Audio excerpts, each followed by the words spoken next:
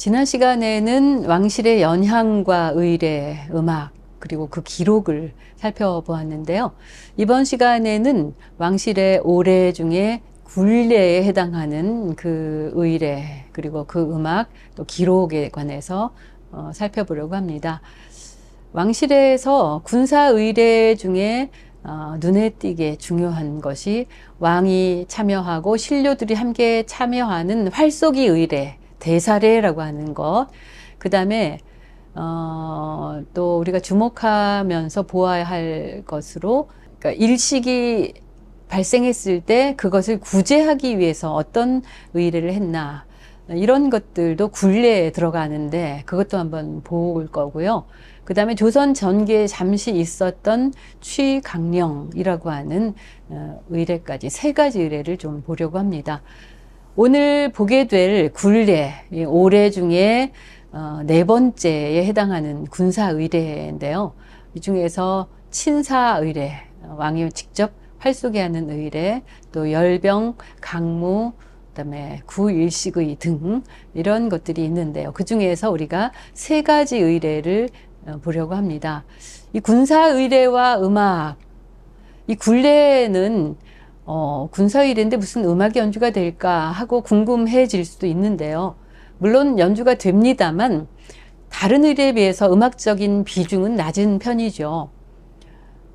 그런데 왕이 직접 활쏘기 하는 대사례에서는 비교적 음악의 비중이 높아집니다. 이때는 고취악이라고 해서 왕이 이동할 때 연주하는 그런 음악이 동원이 되고요. 전정헌가라는 것이 역시 왕이 그 궁을 나와서 일정한 위치로 이동할 때 연주하는 전정헌가가 연주가 됩니다. 이 고취는 왕이 그 이동할 때 의례를 행하기 위해서 그 행하는 장소로 갈 때 연주를 하게 되고요. 전정헌가의 경우는 왕이 활쏘기를 할 때 활쏘는 단에 오르면 바로 전정헌가를 연주합니다. 또 왕의 자리에 오를 때에도 전정헌가가 음악을 연주하게 됩니다.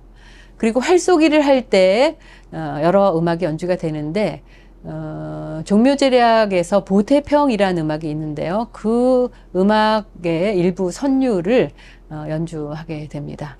이렇게 군사 의례를 할 때에도 음악이 연주된다는 그런 사례를 말씀을 드렸는데요. 그러면 활을 쏘아서 적중할 때가 있고 적중하지 못할 때가 있습니다. 그럴 때에도 악기가 동원이 됐는데요. 활을 쏠 때 북을 3번 칩니다. 북을 3번을 치면 활을 쏘게 되는 거고요. 이때 화살이 적중하게 돼도 역시 북을 치는데요. 만약에 적중하지 못하면 징을 칩니다. 그래서 북과 징이 왕이 화살을 쏠 때 연주하는 두 가지 악기임을 알 수 있습니다. 그리고 말에서 오르고 내리는 신호도 북으로 했습니다. 여기에서 잠시 음악 악기의 상징을 볼 수가 있는데요. 나아갈 때는, 전진할 때는 북, 물러설 때, 퇴각할 때, 후퇴할 때는 징으로 연주하는 군대의 일반적인 원칙도 여기 굴례의 여타 음악을 연주하는 것하고 비교해서 생각해 볼 수 있습니다. 이렇게 군사 의례 중에 하나인 왕이 활쏘기 하는 의례는 서울대학교 규장각 한국학 연구원이 보관하고 있는 대사례 의궤에 상세하게 나와 있습니다. 대사례 의궤를 통해서 그 행사를 행하는 동안에 무슨 일이 있었는지 아주 상세하게 알아볼 수가 있습니다. 의궤라는 기록을 잠시 설명을 해드리겠는데요. 기록에 보면 의궤는 여러 부수를 만들었습니다. 최대 9부까지 만들었는데요. 보통 5부에서 9부를 만드는데요. 이렇게 여러 부를 만드는 이유는 왕도 봐야 하고 기관마다 소장해야 하기 때문입니다. 그래서 이 대사례 의궤의 경우에는 지금 이렇게 한문으로 돼 있는 내용입니다만 의궤를 5건을 제작했다라는 게 나오고요. 왕이 보는 어람용 하나, 사고에 보관할 거 하나, 의정부가 보관할 거 하나, 예조라고 하는 기관이 보관할 거 하나, 성균관이라고 하는 교육기관이 보관하는 거 하나, 이렇게 해서 전체 5부를 만들었다라고 이렇게 기록을 해 놓아서 조선시대에 의궤를 몇 부를 만들었는지의 그 상황도 이런 기록을 통해서 알 수가 있습니다. 그리고 이제 왕이 활쏘게 하는 의례는 모두 그림으로 그려지게 되는데요. 여기 그림에 보면 제목이 어사례도 이렇게 나옵니다. 어사라고 하면 왕이 활쏘게 하는 것이다, 이런 뜻이거든요. 왕이 활쏘게 하는 의례를 그려놓은 그림의 일부 그림입니다.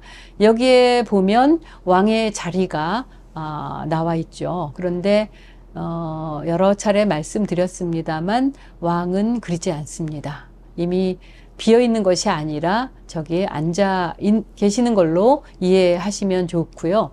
저 자리를 어좌라고 하는데요.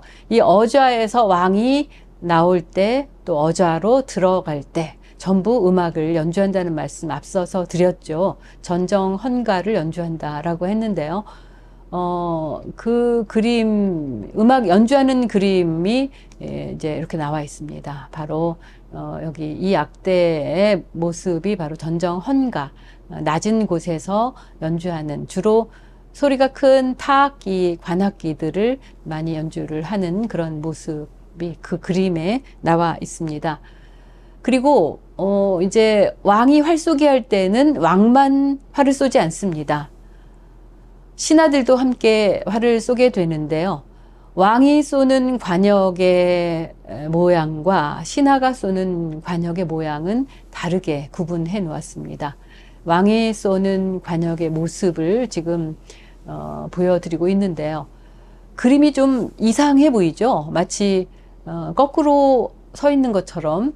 저 무렵에는 입체에 대한 개념을 갖지 않았기 때문에 저런 식의 그림을 그리는 걸 알 수가 있고요.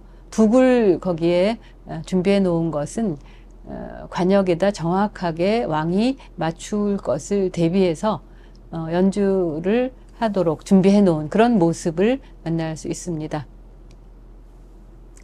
이렇게 해서 왕이 참여하는 대사례, 의례의 일부 내용만을 말씀드렸습니다. 다음으로는 태양이 달에 의해서 가려지는 일식이 있을 때 왕실에 어떤 의례를 했을까, 그걸 좀 살펴보려고 합니다. 이런 것을 왜 굴레에다가 넣었을까? 일식이란 현상은 인사와 관련 지어서 해석을 했습니다. 해는 왕을 상징하는 것인데 왕을 상징하는 해를 먹었다는 거죠. 먹히는 거죠. 그래서 이거는 정말 중요한 그런 현상이라고 생각을 했던 건데요. 물론 조선시대에는 일식 현상에 대해서 이해를 하고 있었고요. 일식이 일어날 날짜도 예상을 했습니다. 그렇다면 과학적으로 이해한다면 그냥 넘어갈 수도 있는 거지만 그것을 특별한 의례를 행함으로써 그런 자연 현상에 대해서도 어떤 갖추어진 모습을 보이는 것을 알 수 있는데요. 이 왕은 일식을 구하는 의례를 행했습니다. 이때에 장허건 소속의 음악인들이 동원이 됩니다. 전악, 가장 직급이 높은 전악, 그리고 악생이 북을 칩니다. 일식이 있는 것처럼 월식도 행해지는데요. 월식이 있을 때는 징을 칩니다. 그래서 음과 양의 원리를 드러내고 있습니다. 일식의 사례를 말씀드리고 있는데요. 해가 이지러지기 시작합니다. 그리고 제 모습을 회복합니다. 그 시간이 조금씩 다르겠죠. 일식 현상에 따라서. 그렇게 이지러지기 시작할 때부터 악기를 연주하기 시작하는데요. 이때는 가죽으로 만든 악기를 씁니다. 북을 사용해요. 월식이 있을 때는 쇠소리 악기인 징을 사용하는데요. 이것은 바로 음양의 원리를 지키는 것이라 이해할 수 있습니다. 자, 이렇게 일식 현상은 왕이 제대로 된 마음가짐을 가져야 하고 제대로 된 생각을 가지고 있을 때 일어나지 않는다라고 생각하는 그런 일련의 사고들이 있었어요. 그렇기 때문에 일식이 오면 왕은 반찬 가짓수를 줄이고요. 음악 연주도 중단했습니다. 그리고 큰 공사가 있을 때는 그 역사도 중단했고요. 여러 행사는 전부 뒤로 미루거나 연기하거나 혹은 생략을 합니다. 각종 연향은 중단했습니다. 월식이 있을 때는 밤에 치르는 제사도 중단을 했고요. 또 왕세자 생신 때에도 그 할애, 축하하는 의례를 정진했습니다. 사신들이 왔을 때 그 일정을 조정을 해서 사신을 위한 잔치를 하긴 하는데 음악 연주는 하지 않는 방식으로 일식에 대한 예를 갖췄던 거죠. 그리고 왕이 출궁, 궁을 나갈 때, 궁으로 돌아올 때 예전 같으면 악기를 연주를 했는데 이때는 악기를 버려놓기만 하고 소리 내지는 않습니다. 그걸 진이부작이라는 용어로 표현하고 있는데요. 왕의 상징은 해가 가려지는 것이라서 이것은 천재의 하나다라고 여겼기 때문입니다. 일식을 하는 의례 정해져 있습니다. 이 국조 오례의에 그 상세한 내용이 나와 있는데요. 해가 이즈러지기 시작하면 향을 피워서 하늘에 오르게 합니다. 일종의 하늘의 뜻을 표현하는 거죠. 그리고 전학 3명이 각각 위치, 방향에 놓인 북을 하나씩 담당해서 두드립니다. 이 경우에 오방색의 빛깔하고 방향을 일치시키는데요. 동쪽에는 청색의 북, 남쪽에는 적색의 북, 서쪽에는 백색의 북을 배치를 하고 해가 다시 밝은 빛을 회복할 때까지 전악 혹은 악공이 북을 계속 연주를 합니다. 해가 양에 속하기 때문에 가죽 악기로 양기를 돕는 그런 이치라고 생각하시면 되겠죠. 그리고 이때는 악기뿐만이 아니라 병기도 동원을 하게 되는데요. 이때 병기는 방어용이 아닌 공격용을 모두 동원하게 됩니다. 그래서 동쪽에는 모라고 하는 병기, 남쪽에는 극이라는 병기인데요. 모나 극이나 모두 찌르는 병기입니다. 그래서 이 병기를 가진 군사들은 계속 찌르는 동작을 이렇게 하면서 일식을 물리친다는 표현을 상징적으로 하게 되고요. 또 서쪽에다가는 월이라고 해서 도끼 모양의 악기를 배치합니다. 이 역시 찢기 위한 병기죠. 그래서 일식을 할 때는 찌르거나 찍는 그런 병기를 동원을 해서 왕의 상징인 해를 가리는 일에 대한 최소한의 그 격식이라고 할까요? 거의 연극적인 요소죠. 그들도 모두 일식 현상을 과학적으로 이해하고 있었지만 이런 것을 의례를 통해서 일식에 대한 태도, 마음가짐 이런 것들을 드러내는 것이라는 걸 알 수 있습니다. 그리고 복식은 모두 소복을 입는데요. 소복이란 것은 흉한 일이 있을 때 입는 옷이죠. 일식을 가리는 것은 매우 흉한 것이라 보고 있습니다.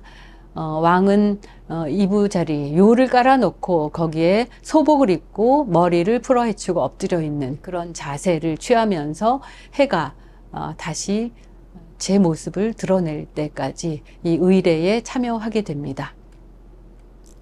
그 다음 의례로서 취강령, 각이라고 하는 관악기를 불어서 명령을 내리는 의례입니다. 이건 조선 전기 14세기 무렵에 행해지는 그런 의례이고 나중에 없어집니다만 이때는 어떤 경우에 이런 취강령 행사를 하는지 살펴볼 필요가 있는데요. 나라에 긴급한 일이 있으면 왕명이 내려집니다. 그래서 이 각이라는 악기로 소리를 불어서 신호를 보내면 군사와 말이 다 모여듭니다. 이 군사와 말들이 다 모일 때까지 계속 불게 됩니다. 그러면 당직하고 있던 사람은 갑옷과 병기를 갖추고 각 문을, 사대문을 지켜야 됩니다. 그리고 4대문은 모두 폐쇄가 됩니다. 어명을 받던 사람이 아니면 출입하지 못하도록 하는 거죠. 그리고 각 군마다 길을 정해놓은 곳에 세우게 됩니다. 그리고 밤에는 각으로 관악기인 각으로 신호를 계속 주면서 병기를 갖추고 명을 기다리는 그런 의례로 행해졌는데, 나중에는 이 신호를 내리는 시스템이 소리만이 아닌 불로 봉화로 신호를 했기 때문에 이 취강령의 방식은 조선 후기에는 없어지게 됩니다. 이렇게 해서 우리는 굴례 의례를 몇 가지를 살펴봤는데요. 대사례와 일식을 구제하는 구일식의, 그리고 취강령, 이런 의례를 15세기의 악서 국조 오래의, 그 다음에 14세기의 세종실록 오래에 나온 기록을 통해서 살펴봤습니다. 굴례라는 것은 군주가 통치권을 안정적으로 소유하고 있다는 의미의 의례로서 중요하게 여겨졌는데요. 이 역시 악기가 동원되었다는 그 현실을 파악할 수 있었습니다. 이렇게 해서 이번에 굴례에 관한 내용 강의했습니다.